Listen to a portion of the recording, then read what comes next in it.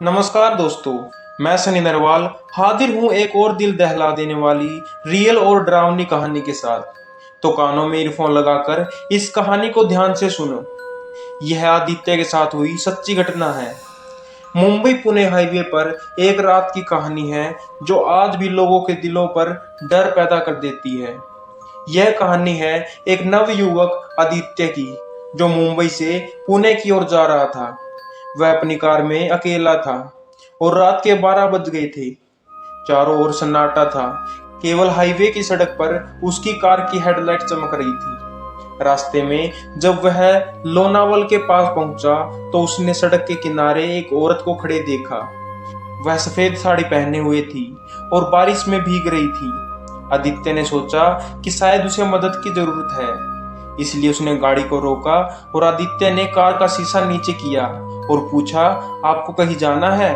मैं आपको छोड़ सकता हूँ। औरत ने बिना कुछ कहे सिर हिला दिया और कार में बैठ गई। वह बेहद खूबसूरत थी, लेकिन उसकी आंखों में एक अजीब सी उदासी थी।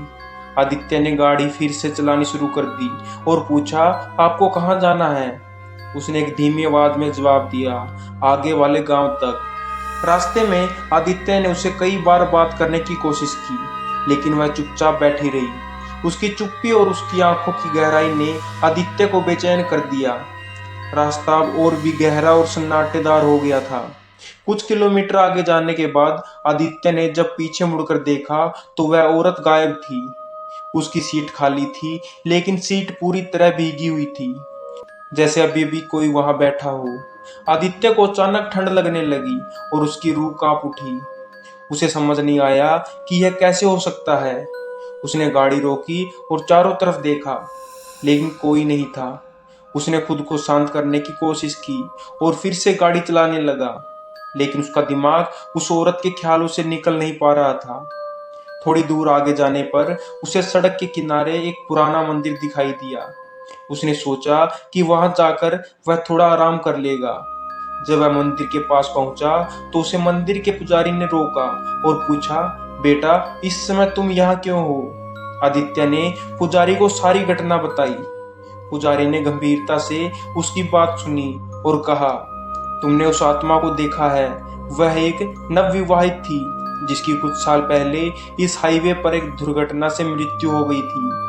तब से उसकी आत्मा इस हाईवे पर भटकती रहती है। आदित्य को यह सुनकर बेहद डर लगा। पुजारी ने उसे आश्वासन दिया और कहा, डरो मत बेटा, अब तुम सुरक्षित हो। उस आत्मा का कोई बुरा इरादा नहीं है। वह बस अपने दुख में फंसी हुई है। वह सिर्फ अपने दुख में फंसी हुई है। आदित्य ने पुजारी का धन्यवाद किया और हिम्मत जुटाकर फिर से गाड़ी में बैठा। वह जल्दी से जल्दी पुणे पहुंचना चाहता था।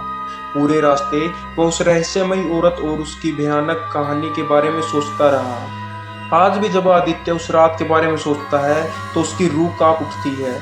मुंबई पुणे हाईवे पर उस रात की घटना ने उसे हमेशा के लिए बदल दिया। लोग आज भी उस हाईवे पर यात्रा करते समय उस रहस्यमयी औरत की कहानियां सुनाते हैं और सावधानी बरतते हैं। तो दोस्तों, कैसी लगी आपको यह कहानी?